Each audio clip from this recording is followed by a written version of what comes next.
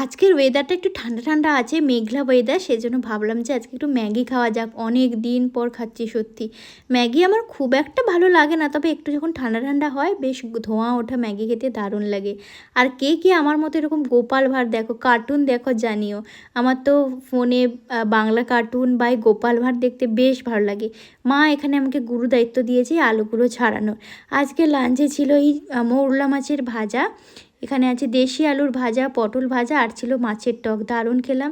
বিকেলে হাঁটতে যাওয়ার আগে আমার এই পুচকে দাদার মেয়ে আমাকে এতগুলো এই খেজুর কুল নিয়ে এসে দিল। ছোটোবেলায় প্রচুর পেরেছি, প্রচুর খেয়েছি, এখন আর পারাও হয় না, তাই খাওয়াও হয় না।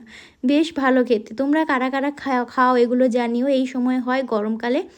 তারপরে 3 সখী মিলে হাঁটতে বেরোলাম আমরা। আজকে অনেকটা হেঁটেছি, প্রায় 3-3.5 কিলোমিটার তো হেঁটেই ফেলেছি। প্রচণ্ড ঘামও ঝরেছে। আর একটা গাছে যা তাল দেখলাম, প্রচুর তাল, আর সবই তাল ছোট ছোট, এত পরিমাণে হয়েছে যে ছোট হয়েছে। এই বছর আর এই কাঁচা তাল খাওয়ার সৌভাগ্য মনে হয় হবে না, কেউ পাড়ার লোক পাচ্ছি না। আকাশটা এত দেখতে ভালো লাগছিল। সন্ধেবেলা বাবাকে বলেছিলাম যে একটু মোমো খাবো, এত মোমো খেতে ইচ্ছে করছিল। বললাম না ওয়েদারটা একটু ঠান্ডা ঠান্ডা আছে, সেজন্য একটু ক্রেভিংস হচ্ছিল। মোমো পায়নি, সেই জন্য ছোটো ছোটো পুচকে পকোড়াগুলো এনেছে, এগুলোও বেশ ভালো খেতে। এতগুলো কিন্তু আমি খাইনি, হ্যাঁ আমাকে বলবে না, মা বাবা সবাই মিলে